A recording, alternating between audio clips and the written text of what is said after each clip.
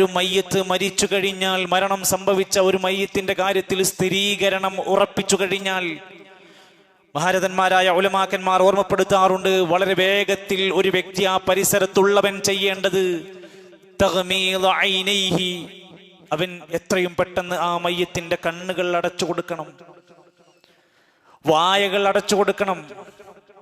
കാരണം ഒരു മയ്യത്തിനോടുള്ള ആദരവ് ഇസ്ലാം എത്ര പഠിപ്പിച്ചു എന്ന് ആലോചിച്ച് നോക്കി. അത് കാണുന്ന ഒരാൾ കണ്ണ് തുറന്ന് വായ തുറന്ന് ഒരു ഭീകരമായ അവസ്ഥയിൽ മറ്റുള്ളവർ കാണുന്നതിൽ നിന്ന് അവനെ മറച്ചു വെക്കാൻ ഇസ്ലാം പറയാണ്, അവന്റെ കണ്ണുകൾ അടച്ചു പിടിക്കണം, താടിയെല്ലുകൾ കൂട്ടിക്കെട്ടിയിട്ട് അവന്റെ വായ തുറക്കാത്ത രൂപത്തിലേക്ക് ഭദ്രമാക്കി വെക്കണം. റസൂലുള്ളാഹി സ്വല്ലല്ലാഹു അലൈഹി വസല്ലമയുടെ ചരിത്രത്തിൽ കാണാം, അബൂ സലമ റളിയല്ലാഹു അൻഹു, പ്രിയപ്പെട്ട നബി തങ്ങളുടെ സ്വഹാബിയാണ്, ഹിജറ പോയ അൻസാരിയാണ്. സുഖമില്ലാതെയായി മരണം സംഭവിച്ചു. നബി തങ്ങൾ വന്ന് മരണം സ്ഥിരീകരിച്ചു.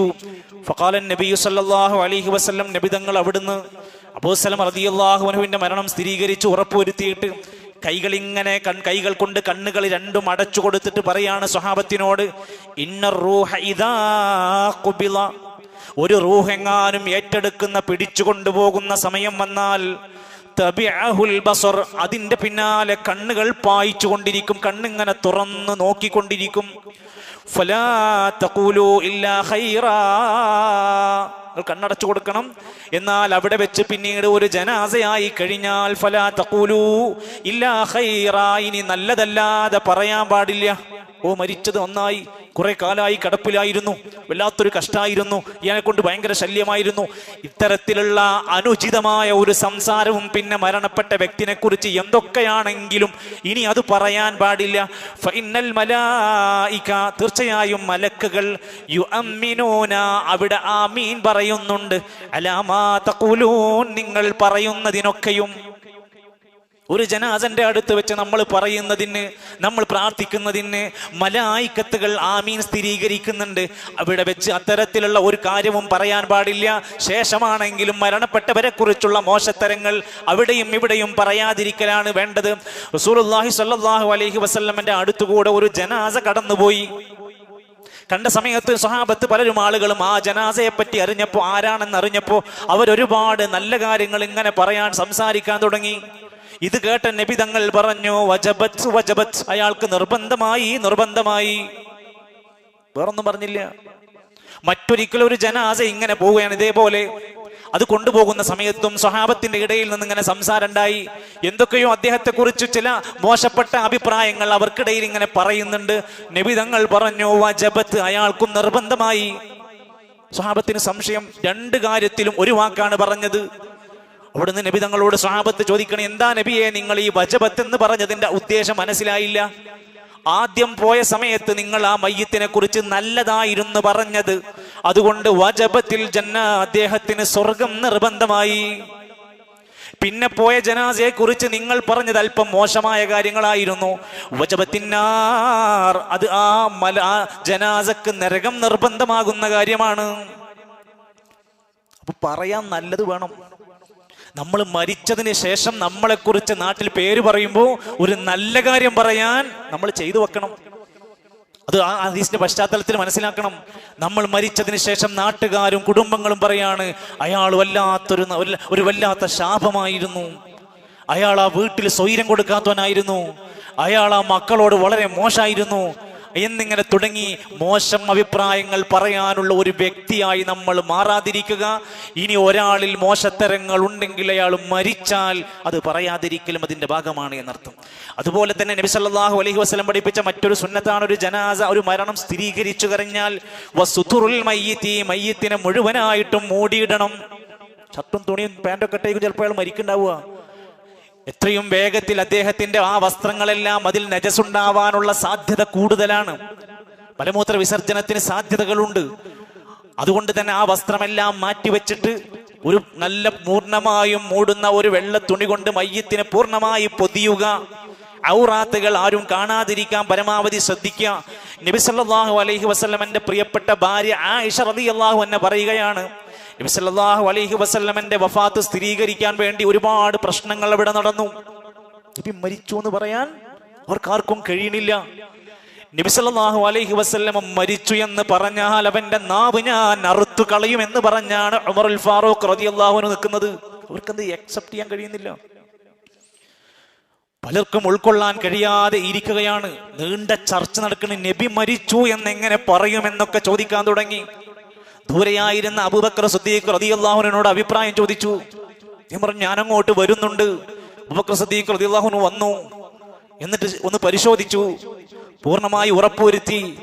എന്നിട്ട് അബൂബക്കർ സിദ്ദീഖ് വിവേകത്തോടെ അവിടുന്ന് എഴുന്നേറ്റ് മിമ്പർ കയറിയിട്ട് പറഞ്ഞു, ഇതാ നിങ്ങൾ ആരെങ്കിലും അല്ലാഹനെയാണ് ആരാധിക്കുന്നതെങ്കിൽ ഫഇന്നഹു ഹയ്യുൻ ലാ യമൂത്ത്, ഒരിക്കലും മരണമില്ലാത്തവനാണ് പടച്ചോൻ ആരാധിച്ചോളിയും. മൻ കാന യഅ്ബുദു മുഹമ്മദാ, ആരെങ്കിലും മുഹമ്മദ് എന്ന ഈ പ്രവാചകനെയാണ് സല്ലല്ലാഹു അലൈഹി വസല്ലം ഈ നേതാവിനെയാണ് ആരാധിക്കുന്നതെങ്കിൽ ഫഇന്നഹു ഖദ് മാത്, അദ്ദേഹം ഇതാ മരണപ്പെട്ടിരിക്കുന്നു. അത് കേട്ടപ്പോഴാണ് ഉമർ ഖത്താബ് റളിയല്ലാഹു അൻഹു പോലും മിങ്ങിപ്പൊട്ടി ഒരു കുഞ്ഞു മനസ്സുള്ള കുട്ടിയെ പോലെ ഇരുന്ന് കരയാൻ തുടങ്ങിയത്. അവിടെ നിന്നാണ് ബാക്കിയുള്ള കാര്യങ്ങൾ ആലോചിക്കുന്നത്, ചർച്ച വരുന്നത്. ആയിഷ റളിയല്ലാഹു അൻഹ പറയാൻ, അങ്ങനെ മരണം സ്ഥിരീകരിച്ചപ്പോൾ ഹീന തുവഫിയ, നബി തങ്ങൾ മരണപ്പെട്ടപ്പോൾ സുജ്ജിയ ബിബുർദി ഹിബ്റത്തിൻ, ഒരു ഹിബ്റ പുതപ്പ് കൊണ്ട് പൂർണ്ണമായും മൂടുന്ന ഒരു പുതപ്പെടുത്തുകൊണ്ട് നബി തങ്ങളെ മൂടി പുതക്കുന്നതായിട്ടുണ്ട്. അതെല്ലാവർക്കും ബാധകമായ കാര്യമായിരുന്നു. അതുപോലെ തന്നെ ഉലമാക്കന്മാർ പിന്നീട് മൂന്നാമത് പറയാണ് അൽ ഇസ്റാഉ ഫീ തജ്ഹീസിഹി, ആ ജനാസയുടെ കർമ്മങ്ങൾ ചെയ്യാൻ അവിടെ വേഗത കാണിക്കണം, അമാന്ത ഉണ്ടാവരുത് എന്നാണ്. പെട്ടെന്ന് കാര്യങ്ങൾ വേഗത്തിലാക്കണ്ട. ഇനി ഇവിടുന്ന് അങ്ങോട്ട് ആ ജനാസയെ വേഗത്തിൽ ഇവിടുന്ന് പൂർത്തീകരണ പ്രവർത്തനങ്ങൾ എന്തൊക്കെ വേണമെങ്കിൽ അത് വേഗം ചെയ്യണം. അതിന് വേഗത്തിൽ അടക്കം ചെയ്യാൻ വേണ്ടത് എന്താണ്? അതുകൊണ്ടാണ് നമ്മുടെ പല മഹല്ലുകളിലും ഒരു ഖബർ അധികം കുഴിച്ചു വെക്കുന്നത്. എന്തിനാ? ഈ കാരണങ്ങൾ കൊണ്ട് അത് വൈകി പോകരുത്, അത് ചെയ്യേണ്ടതാണ്. എപ്പോഴും ഏത് സമയത്തും മയ്യത്ത് കുളിപ്പിക്കാൻ പറ്റുന്ന ഒരു 10-15 പേര് നമ്മുടെ നാട്ടിൽ വേണം. ഒരാൾ വരട്ടെ, ഇനി മറ്റേ നാട്ടിൽ നിന്ന് വരട്ടെ എന്ന് വിചാരിച്ച ആൾ ഇവിടെ കാത്തിരിക്കാൻ പാടില്ല. ഓരോ കുടുംബത്തിലും 1-2 പേരത് കൃത്യമായി പഠിച്ചു വെച്ചവർ വേണം. നബി സല്ലല്ലാഹു അലൈഹി വസല്ലമ പറയാണ്, നമ്മുടെ നാട്ടിലൊക്കെ ഈ ഒരു വചനത്തെ എത്ര പ്രാവർത്തികമാക്കിയിട്ടുണ്ട്. ലാ യംബഗി ലിജീഫത്തി മുസ്ലിമിൻ, ഒരു മുസ്ലിമിന്റെ മൃതശരീരത്തിന് യോജിച്ചതല്ല അൻ തുഹ്ബസ ബൈന ളഹ്റഹനൈ അഹ്ലിഹി, തങ്ങളുടെ മക്കളുടെ കുടുംബത്തിന്റെ മുമ്പിൽ അതിനെ കൂടുതൽ പിടിച്ചു വെക്കുന്നത്. കൂടുതൽ നേരം ഒരു മയ്യത്തിനെ തന്റെ കുടുംബക്കാരുടെ മുമ്പിൽ അവരിങ്ങനെ ഇരിക്കുക, ഇരുന്ന് കരയുക. ഒരു തീരുമാനമാകുണ്ടോ? ഇനിയും വരാൻ ആളുകളുണ്ട്, അവിടുന്ന് വരാനുണ്ട്, ഗൾഫിൽ നിന്ന് വരാനുണ്ട്, ലണ്ടനിൽ നിന്ന് ആൾ വരാനുണ്ട് എന്ന് പറഞ്ഞ് ഫ്രീസറിലേക്ക് വെക്കുന്നതൊക്കെ നമ്മൾ ആലോചിക്കുക. ഇതൊക്കെ ഹറാമാണ് എന്നല്ല ഉലമാക്കന്മാർ പറയുന്നത്, അത്യാവശ്യമാണ്. ഒരു വലിയാണ്, വളരെ അടുത്ത ബന്ധുവാണ്, അയാൾ വന്നേ പറ്റൂ എന്ന അവസ്ഥയൊക്കെ ഉണ്ടെങ്കിൽ ചിലപ്പോൾ അങ്ങനെ ആയിരിക്കാം. പക്ഷെ ഇവിടെയാണ് ഉലമാക്കന്മാർ പറഞ്ഞത്, ഒരു ജനാസ എത്ര വേഗത്തിൽ മറവ് ചെയ്യാൻ പറ്റുമോ അത്രയും വേഗതയിൽ അതിൻ്റെ കാര്യങ്ങൾ വേഗത്തിലാക്കണം. ചില സ്ഥലങ്ങളിലൊക്കെ ചെന്ന് കഴിഞ്ഞാൽ ഖബറായിട്ടുണ്ട്, വരാനുള്ളവരെല്ലാം വന്നിട്ടുണ്ട്, പക്ഷേ ഉസ്താദ് വന്നിട്ടില്ല, യാസീന് ഫുള്ളായിട്ടില്ല. വന്നവര് ഇരുന്നോതുക തന്നെയാണ്, ഓതിയാലും തീരുന്നില്ല. മരിച്ചാലാണ് പിന്നെ ഊത്തിന്റെ ഉഷാർ വർദ്ധിച്ചു കൊണ്ടിരിക്കുന്നത്. വല്ലാത്ത ഒരു വിഷമകരമായ അവസ്ഥ. ഒരു ഹദീസിന്റെ ഒരു പരിപൂർണത വായിച്ചു നോക്കൂ നിങ്ങൾ.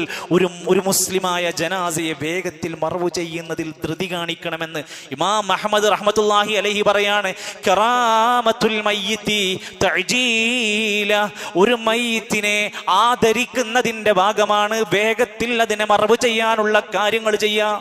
അതൊരു ബഹുമാനാദരവാണ്. എന്താ നിങ്ങൾക്ക് ഇത്ര തിരക്കെന്ന് ചോദിക്കണ്ട, അത് ഇസ്ലാം പഠിപ്പിച്ചൊരു ആദരവിന്റെ ഭാഗമാണ്. ഇസ്ലാമിൽ ഒരു മയ്യത്തിന് കൊടുത്ത ആദരവിന്റെ ഭാഗമാണ് അതിനെ കുളിപ്പിക്കുക, കഫൻ ചെയ്യുക, വെള്ളത്തുണിയിൽ പൊതിയുക. അള്ളാഹുവിന്റെ പ്രവാചകൻ സല്ലല്ലാഹു അലൈഹി വസല്ലം പഠിപ്പിച്ച ഖബറടക്കുന്ന സമ്പ്രദായം വരെ ഒരു മുസ്ലിമിന്, ഒരു മയ്യത്തിന് കിട്ടുന്ന ആദരവാണ്. പച്ചയായ ആ മനുഷ്യന്റെ ശരീരത്തെ മരിച്ചതിന്റെ പേരിൽ കത്തിച്ചു കളയുക എന്നത് എത്രമാത്രം വലിയ അപകടകരമാണെന്ന് ആലോചിച്ച് നോക്കി. എന്തൊരു ആദരവാണ് അതിന് കൊടുക്കാൻ കഴിയുന്നത്. ഇസ്ലാമിന്റെ മഹത്വം, നാം മുസ്ലിമായതിന്റെ പേരിൽ എപ്പോഴെങ്കിലും ഒരു അഭിമാന ബോധം നമുക്ക് തോന്നിയിട്ടില്ലെങ്കിൽ തോന്നേണ്ട നിമിഷമാണ് അത് എന്ന് കൂടെ ഓർത്തു വെക്കുക. അതുകൊണ്ട് തന്നെ പ്രിയപ്പെട്ടവരെ, ഒരു ജനാസയുടെ കർമ്മത്തിൽ അടുത്തത് നമ്മൾ ശ്രദ്ധിക്കേണ്ടത് ആരും അറിയാതെ രഹസ്യമായി മൂടി വെക്കേണ്ട ഒന്നല്ല. ജനാസയുടെ കാര്യത്തിൽ മരിച്ചിട്ടുണ്ട് എന്നും ഇന്ന സമയത്താണ് ജനാസയുടെ നമസ്കാരം എന്നും സമയത്ത് എത്തണമെന്നൊക്കെയുള്ള വിവരങ്ങൾ അറിയിക്കുന്നതും വിലക്കപ്പെട്ട കാര്യമൊന്നുമല്ല. എന്നാൽ അതൊരു വാഹനമൊക്കെ എടുത്ത് വലിയൊരു അനൗൺസ്മെന്റ് വാഹനമൊക്കെ പുറപ്പെട്ട് അങ്ങാടികളിലൂടെ ഇവിടെ വിളിച്ചു പ്രഖ്യാപിക്കുന്നതിന് പകരമായി ഏറ്റവും ലളിതമായി ചെയ്യാവുന്ന രൂപത്തിൽ എന്തിനു വേണ്ടി അത് ചെയ്യുന്നു എന്ന് മനസ്സിലാക്കുക. നമസ്കരിക്കാൻ ആളുകൾ വരണം, പ്രാർത്ഥന കിട്ടണം, അവിടെ മയ്യത്തിന്റെ കർമ്മങ്ങൾ ചെയ്യാൻ ആൾക്കാർ വേണം. അതിനു വേണ്ടിയാണ് 3-ന്റെയും 7-ന്റെയും 40-ന്റെയും വിവരങ്ങൾ അറിയിക്കാനല്ല എന്നും അവിടെ മയ്യത്തിന്റെ അനുബന്ധ കാര്യങ്ങൾ ചെയ്യാനുമാണെന്ന് ഇമാം അഹ്മദ് റഹ്മത്തുള്ളാഹി പോലുള്ള ആളുകൾ കിതാബുകളിൽ രേഖപ്പെടുത്തിയത് വിശദീകരിച്ച് കാണാൻ സാധിക്കും. അതോടൊപ്പം തന്നെ മരിക്കുന്ന ആ നിമിഷം കഴിഞ്ഞ് തൊട്ടടുത്ത ഖബറടക്കം ചെയ്യുന്നതിന് മുമ്പ് തന്നെ തൻഫീദ വസിയ്യത്തിഹി, ഞാൻ മരിച്ചാൽ ഇന്നതൊക്കെ ചെയ്യണമെന്ന് അദ്ദേഹം വസിയ്യത്ത് പറഞ്ഞിട്ടുണ്ടെങ്കിൽ ആ വസിയ്യത്ത് വേഗം ചെയ്തു കൊടുക്കണം. അദ്ദേഹത്തിന് വസിയത്തുണ്ടോ, ചെയ്യേണ്ടതായ സാധ്യമാകുന്ന കാര്യങ്ങൾ ചെയ്യണം. അതുപോലെ തന്നെ ഉലമാക്കന്മാർ രേഖപ്പെടുത്തി വാജിബായും അൽ ഇസ്റാഉ ബിഖദാഇ ദൈനിഹി, അയാൾക്ക് കടങ്ങളുണ്ടെങ്കിൽ ആ കടങ്ങൾ പറ്റുമെങ്കിൽ ഖബറടക്കുന്നതിന്റെ മുമ്പ് തീർക്കാൻ പറ്റുമെങ്കിൽ തീർക്കണം. സാമ്പത്തികമായ കടം മാത്രല്ല, ബിസകാത്തിഹി, അദ്ദേഹത്തിന്റെ സകാത്ത് കൊടുക്കാനുണ്ടെങ്കിൽ അത് കൊടുത്തു വീട്ടണം. വകഫാറത്തിഹി, നോമ്പ് നോൽക്കാൻ പറ്റിയിട്ടില്ല, സാധുക്കൾക്ക് ഭക്ഷണം കൊടുക്കാനുള്ള പണം കൊടുക്കാനുണ്ടെങ്കിൽ കഫാറത്ത് കൊടുക്കണം. ഉലമാക്കന്മാര് പറയാണ്, ഒരു മനുഷ്യനെ ഖബറടക്കി കഴിഞ്ഞാൽ അയാളെ ഖബറിൽ കിട്ടാനുള്ള മുഴുവൻ പ്രതിഫലവും അവിടുന്ന് തടയിടപ്പെടുന്നത് മഹ്ബൂസും ബിദൈനിഹി, കടം കൊടുക്കാനുള്ള മനുഷ്യനാണോ അയാൾക്ക് ആ ഖബറിനകത്ത് പിടിക്കപ്പെടും, കിട്ടൂല. ഉലമാക്കന്മാർ ഹദീസിന്റെ അടിസ്ഥാനത്തിൽ പറയാണ്, ഒരിക്കൽ നബി സല്ലല്ലാഹു അലൈഹി വസല്ലം പറഞ്ഞു, നഫ്സുൽ മുഅ്മിനി, ഒരു മുഅ്മിനിന്റെ ആത്മാവ് മുഅല്ലഖത്തും ബിദൈനിഹി, അവന്റെ കടവുമായി ബന്ധിപ്പിച്ച് കിടക്കുകയാണ്. ഹത്താ യഖ്ളാ അൻ, അത് എപ്പോഴാണോ വീട്ടി ഒഴിവാക്കുന്നത് അതുവരെ അവന്റെ ആത്മാവിനെ പിടിക്കപ്പെട്ട് കിടക്കുകയാണ്. ഞാൻ ഏറ്റെടുത്തു എന്ന് പറഞ്ഞാൽ പോരാ, അത് മകൻ ഏറ്റെടുത്തു എന്ന് പറഞ്ഞാൽ പോരാ, അത് പിന്നെ അമാനത്തായി മാറാണ്. തൊട്ടടുത്ത നിമിഷത്തിൽ എത്രയും വേഗത്തിൽ അയാൾ തൻ്റെ ഏറ്റെടുക്കപ്പെട്ട അമാനത്ത് പൂർത്തിയാക്കണം. മയ്യത്തിന്റെ സമ്പത്തിൽ നിന്ന് പരമാവധി അദ്ദേഹത്തിന്റെ കടങ്ങൾ വീട്ടിയതിന്റെ ശേഷമേ അനന്തരാവകാശ സ്വത്ത് പോലും കൊടുക്കാൻ പാടുള്ളൂ. ഇത്തരത്തിൽ എന്തുകൊണ്ട് ഉലമാക്കന്മാർ ഇത് വിശദീകരിക്കുന്നറിയോ? നബി സല്ലല്ലാഹു അലൈഹി വസല്ലം പറയാണ്, ഒരു മനുഷ്യൻ ഷഹീദായാൽ, രക്തസാക്ഷിയായാൽ 10-ലധികം മഹത്തരമായ സ്ഥാനങ്ങൾ ലഭിക്കപ്പെടുന്ന ആളാണെങ്കിൽ, കടം ഉള്ളവനാണെങ്കിൽ അവന് പോലും വിട്ടുകൊടുക്കൂല, ഷഹീദാണെങ്കിൽ പോലും. അത്രക്ക് ഗൗരവത്തോടെയാണ് പറഞ്ഞിരിക്കുന്നത്. വേഗത്തിൽ ജനാസയെ കുളിപ്പിക്കുക എന്നത് ഇസ്ലാമിലെ വലിയ പ്രാധാന്യത്തോടെ കാണേണ്ടതാണ്. അവിടെയും ഉലമാക്കന്മാര് പറയാണത് വാജിബായി നമ്മൾ ചെയ്യേണ്ടതാണ്. സമൂഹത്തിന്റെ ഫർളു കിഫയായ ഉത്തരവാദിത്തമാണ്. ഫർളു കിഫ, നാട്ടിൽ ഒരാളും ചെയ്തില്ലെങ്കിൽ എല്ലാവരും കുറ്റക്കാരാകുന്ന കാര്യമാണ് മയ്യിത്ത് കുളിപ്പിക്കൽ, മയ്യിത്ത് നിസ്കരിക്കൽ. അതൊക്കെ ആരെങ്കിലും ചെയ്തോളെന്ന് വിചാരിച്ചു ആരും തിരിഞ്ഞോക്കാത്ത അവസ്ഥയുണ്ടാകരുത്. അതുകൊണ്ട് എല്ലാവരും ആ വിഷയത്തിൽ ബോധവാന്മാരാവൻ. നബി തങ്ങളെ പറ്റി പറയാൻ നബി സല്ലല്ലാഹു അലൈഹി വസല്ലം പറഞ്ഞു, യഗ്സിലു ബിമാഇൻ വസിദിരിൻ, നിങ്ങൾ ആ ജനാസയെ വെള്ളം കൊണ്ടും സിദർ കൊണ്ടും കുളിപ്പിക്കണം എന്ന് പഠിപ്പിച്ച ഹദീസ്. ആ മയ്യത്ത് കുളിപ്പിക്കുന്നതിനും അതിന്റെ കാര്യങ്ങൾക്കും ഒരു തർത്തീബുണ്ടാകണം. അൽ അഫ്ളലു, അതിൽ ഉലമാക്കന്മാർ രേഖപ്പെടുത്തുന്നത് ഏറ്റവും ശ്രേഷ്ഠത സിഖത്തു ആരിഫുൻ ബി അഹ്കാമി തഗ്സീലി, ജനാസ കുളിപ്പിക്കുന്നതിന്റെ കാര്യത്തിൽ അറിവുള്ളവനായിരിക്കണം. പലയിടത്തും കുളിപ്പിക്കാൻ പോകുമ്പോ ആ നാട്ടിൽ ആരെങ്കിലും 1-2 ആൾക്കാരുണ്ടാകും, അവരാണ് കുളിപ്പിക്കും. അങ്ങനെ ഫുള്ള് ആദ്യം തുടക്കം കുറിക്കുന്ന സമയത്ത് തന്നെ നമ്മൾ തമ്മിൽ ഫൈറ്റ് ചെയ്യേണ്ടി വരികയാണ്. എന്താണ് പ്രശ്നം എന്ന് ചോദിച്ചാൽ, അവർ കുളിപ്പിക്കുന്നത് എല്ലാ കുളിപ്പിക്കലും എല്ലാം കഴിഞ്ഞിട്ട് പിന്നീട് ഒതുണ്ടാക്കി കൊടുക്കാൻ തുടങ്ങും. ഹദീസിൽ പറയുന്നത്, ഫിഖ്ഹിന്റെ കിതാബിൽ പറയുന്നത്, കുളിപ്പിക്കുന്നതിന് മുമ്പ് എല്ലാ ഭാഗങ്ങളും ആദ്യം ഒന്ന് വൃത്തിയാക്കി എല്ലാ മാലിന്യങ്ങളൊക്കെ കളഞ്ഞ് ഒളു ഉണ്ടാക്കി കൊടുത്തിട്ട് പിന്നീട് പൂർണ്ണമായി കുളിപ്പിക്കണം എന്നാണ് ഹദീസ്. ഇത് അവരോട് പറഞ്ഞാൽ പറയും, ഞങ്ങൾ ഇങ്ങനെയാണ് ചെയ്യാറുള്ളത്, അതുകൊണ്ട് നിങ്ങൾ പറഞ്ഞത് നടക്കില്ല, ഞങ്ങൾ ഇത്രയും കാലം എങ്ങനെയാണ് ചെയ്തിട്ടുള്ളത്, അതുകൊണ്ട് എന്ത്? അല്ലാഹുവിന്റെ റസൂൽ സല്ലല്ലാഹു അലൈഹി വസല്ലം പഠിപ്പിച്ച ഈ അഹ്കാമുകൾ അത് അറിഞ്ഞ് ബോധമുള്ളവരായിരിക്കണം മയ്യത്ത് കുളിപ്പിക്കേണ്ടത്. വസിയത്തായിട്ട് ചില ആളുകൾ പറയും, എൻ്റെ മയ്യത്ത് നീ കുളിപ്പിക്കണം, എൻ്റെ മയ്യത്തിന് നീ ഇമാമ് നിൽക്കണം, ഞാൻ മരിച്ചാ നീ എന്തായിരുന്നാലും എൻ്റെ ജനാസന്റെ കാര്യങ്ങളൊക്കെ നീ നോക്കണം. ചില കാര്യങ്ങൾ അങ്ങനെ പറയേണ്ടി വരും. വീട്ടിൽ പ്രശ്നങ്ങളുള്ള ആൾക്കാരുണ്ടാവും, അത് ശ്രദ്ധിക്കാത്ത ആൾക്കാരുണ്ടാകും, പല ധാരണകളുള്ള ആളുകളുണ്ടാവും. അതുകൊണ്ട് നീ എന്ന് പറഞ്ഞ് ഒരാളെ ചൂണ്ടിക്കാണിച്ച് വസിയത്ത് പറഞ്ഞാൽ അവൻക്കത് ബാധ്യതയാണ്. അബൂബക്കർ സിദ്ദീഖ് റളിയല്ലാഹു അൻഹു മരിക്കുന്നതിന്റെ മുമ്പ് പറഞ്ഞു, എൻ്റെ ജനാസ കാര്യങ്ങൾ നീ ചെയ്യണം, നീ കുളിപ്പിക്കണമെന്ന് അസ്മാ ബിൻത് ഉമൈസ് റളിയല്ലാഹു അൻഹുവിനോട് ഏൽപ്പിക്കുന്നുണ്ട്, ഭാര്യനോട്. അതിന്റെ അടിസ്ഥാനത്തിൽ ഭാര്യക്ക് ഭർത്താവിന്റെ മയ്യിത്ത് കുളിപ്പിക്കാം. അതുപോലെ തന്നെ മക്കളുടേത് വാപ്പമാര് കുളിപ്പിച്ചതുണ്ട്, വാപ്പമാരുടേത് മക്കൾ കുളിപ്പിച്ചതൊക്കെയുണ്ട്. അതൊക്കെ അതിന്റെ സ്നേഹവും വാത്സല്യവും ബന്ധവും ഒക്കെ ഊട്ടിയുറപ്പിക്കുന്ന കാര്യങ്ങൾ കൂടെയാണ്. നബി തങ്ങളുടെ പ്രിയപ്പെട്ട മകനായ ഇബ്രാഹിം മരണപ്പെട്ട സമയത്ത് കുളിപ്പിച്ചത് നബിന്റെ ഭാര്യമാരായിരുന്നു. ഇതൊക്കെയുണ്ട് ചരിത്രത്തിൽ. അനസ് റളിയല്ലാഹു അൻഹു വസിയത്ത് പറഞ്ഞു, ഞാൻ മരിച്ചാൽ എന്റെ ജനാസയെ കുളിപ്പിക്കാൻ മുഹമ്മദ് ബിൻ സീരീൻ റഹിമഹുല്ലയെ ഏൽപ്പിച്ചിട്ടുണ്ട്. വസിയത്ത് കൊടുക്കുകയാണ്. ചില കാര്യങ്ങളൊക്കെ അങ്ങനെ ചെയ്യാറുണ്ട്. അങ്ങനെ ഉണ്ടെങ്കിൽ അവർ അത് ചെയ്യേണ്ടതുണ്ട് എന്നർത്ഥം. അതുകൊണ്ട് അറിവുള്ളവരായി കുടുംബത്തിലെ നമ്മുടെ വീടുകളിലെ ജനാസകളെ കുളിപ്പിക്കാനും കഫൻ ചെയ്യാനുമുള്ള അറിവ് പഠിക്കാൻ, മനസ്സിലാക്കാൻ ഇന്ന് ഒരുപാട് സംവിധാനങ്ങളുണ്ട്, പുസ്തകങ്ങളുണ്ട്, വീഡിയോകളുണ്ട്. നല്ല ശരിയായ രൂപത്തിൽ ഇത് കാണിച്ചു തരുന്ന ധാരാളക്കണക്കിന് ഡോക്യുമെന്ററികളുണ്ട്. ഒന്ന് ഇരുന്ന് പഠിച്ചാൽ ആര് പറഞ്ഞു ഇത് പഠിക്കാൻ കഴിയില്ലെന്ന്?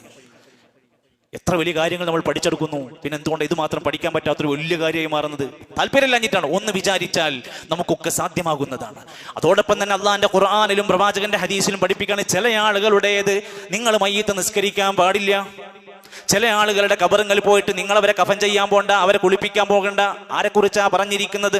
യാ അയ്യുഹല്ലദീന ആമനൂ ലാ തതവല്ലൂ ഖൗമൻ ഗദിബല്ലാഹു അലൈഹിം. അള്ളാഹുവിന്റെ കോപം നേടിയെടുത്ത കാഫിരീങ്ങളുടെ പിറകിൽ നിങ്ങൾ ഉണ്ടാവരുത്. അവരെ കഫൻ ചെയ്യാനും കുളിപ്പിക്കാനും ഒരു മുസ്ലിമിന് പോവാതിരിക്കലാണ് അഫ്ളൽ.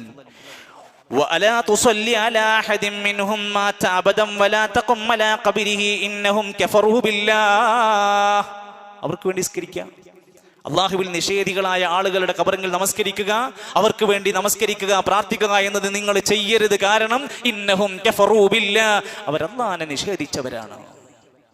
അതുപോലെ തന്നെ അവർക്ക് വേണ്ടി അങ്ങനെയുള്ള അമുസ്ലിങ്ങളായ ആളുകൾക്ക് വേണ്ടിയിട്ട് ഇസ്തിഗ്ഫാർ തേടുക, പാപമോചനത്തിന് വേണ്ടി പ്രാർത്ഥിക്കുക പാടില്ലാത്തതാണ്. മാകാന ലിന്നബി, ഒരു നബിക്കും പറ്റൂല, വല്ലദീന ആമനു, ഒരു മുഅ്മിനീങ്ങൾക്കും പറ്റൂല, അയസ്തഗ്ഫിറു, ഇസ്തിഗ്ഫാർ നടത്താൻ, ലിൽ മുശ്രിക്കീന, മുശ്രിക്കീങ്ങൾക്ക് വേണ്ടി. ഇബ്രാഹിം നബി അലൈഹിസ്സലാമിന് തന്റെ വാപ്പാക്ക് വേണ്ടി ഇസ്തിഗ്ഫാർ നടത്താൻ അല്ലാഹു സമ്മതം കൊടുത്തിട്ടില്ല. ഒന്നാലോചിച്ചോളെ, നമ്മുടെ ജീവിതത്തിൽ ഏറ്റവും പ്രിയപ്പെട്ടവർ, നമുക്ക് അവർക്ക് വേണ്ടി പ്രാർത്ഥിക്കാൻ പറ്റുന്ന ക്വാളിഫിക്കേഷനിലേക്ക് അവർ ആയി മാറുക.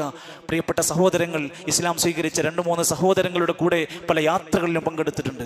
അവരുടെ കൂടെ അവരുടെ മാതാവുണ്ടായിരുന്നു, പല യാത്രകളിലും അവരുടെ കൂടെ അവരുടെ പിതാവുണ്ടായിരുന്നു. എന്നൊരു സ്വകാര്യമായി അവർ നമ്മളോട് പങ്കുവെച്ചത്, ഉസ്താദേ ഇതെൻ്റെ മാതാവാണ്, ഞാൻ ഒരുപാട് തവണ അവരോട് സംസാരിച്ചതാണ്, ഞാൻ ഇന്നും ഏറെ വിഷമിക്കുന്നത് അവരൊന്ന് മരിച്ചാൽ എനിക്ക് അവർക്ക് വേണ്ടി ഇസ്തിഗ്ഫാർ നടത്താൻ പറ്റൂലല്ലോ എന്ന വിഷമമാണ്. നമ്മുടെയൊക്കെ ദീനീ രംഗത്ത്, ദഅ്വാ രംഗത്ത് അള്ളാഹുവിൻ്റെ ഈ സന്ദേശം എത്തിച്ചു കൊടുക്കാതെ പോയാലുണ്ടാകുന്ന വലിയ അബദ്ധങ്ങളും പരാജയങ്ങളും ഒക്കെ ആലോചിച്ചുകൊണ്ട് അള്ളാഹുവിൻ്റെ ദീൻ എല്ലാവരിലേക്കും എത്തിച്ചു കൊടുക്കുക എന്ന ദൗത്യത്തിൻ്റെ ഒരു സന്ദേശം കൂടെയാണ് ഈ ഒരു മഹത്തരമായ ദീനിൽ ജീവിച്ചു കൊണ്ടിരിക്കുന്ന നമ്മുടെ ഒരു നിഅമത്തിനെ കുറിച്ച് നമ്മൾ മനസ്സിലാക്കുക. ഈ നിഅമത്ത് കൈമാറാൻ നമുക്ക് കഴിയേണ്ടതുണ്ട്.